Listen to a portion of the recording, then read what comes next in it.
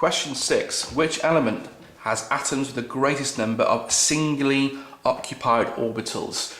Now these sorts of questions are ones that you can easily slip up on if you misread the question or you don't think about it properly. So what this question is asking you is to think about your arrows in boxes diagram, to think about how electrons fill an atom from the lowest energy level working outwards. Okay, so you've got to think about working out the electron configuration for these four elements, and then from there think about the arrows in boxes diagrams and how those electrons fill. So you're looking mainly at your p or possibly d orbitals depending on where the elements are on the periodic table and how many electrons they've got. Okay, so let's start with that one first of all. Carbon has got 6 electrons, chlorine has got 17, calcium has got 20, and gallium has got 31.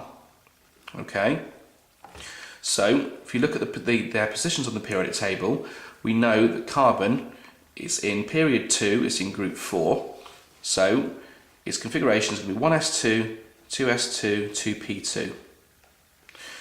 Alright, now remember, electrons pair up where they have to. So with your 2 electrons in your s orbitals, you're going to have one down arrow in each of those.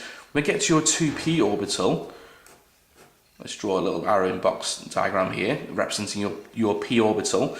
So 2 electrons, you'll have the first one there and the second one there. So you have 2 singly occupied orbitals in carbon. Okay, the 1s2 and the 2s, the 1s and the 2s orbitals will have 2 electrons in. And these 2 then don't go into one orbital, they fill across the subshell and then go back to fill across again. So carbon has got 2 singly occupied orbitals. Now chlorine, 17 electrons is 1s2, 2s2, 2p6, 3s2, 3p5. So if we think about our p orbital here, our p subshell, 1, 2, 3, 4, 5. So chlorine has 1 singly occupied orbital. So carbon's in the lead at the minute. Calcium, 1s2, 2s2, 2p6, 3s2, 3p6, 4s2. Now we can see here, even numbers all the way along, there are no singly occupied orbitals in calcium. They are all paired up. So we can discount calcium straight away.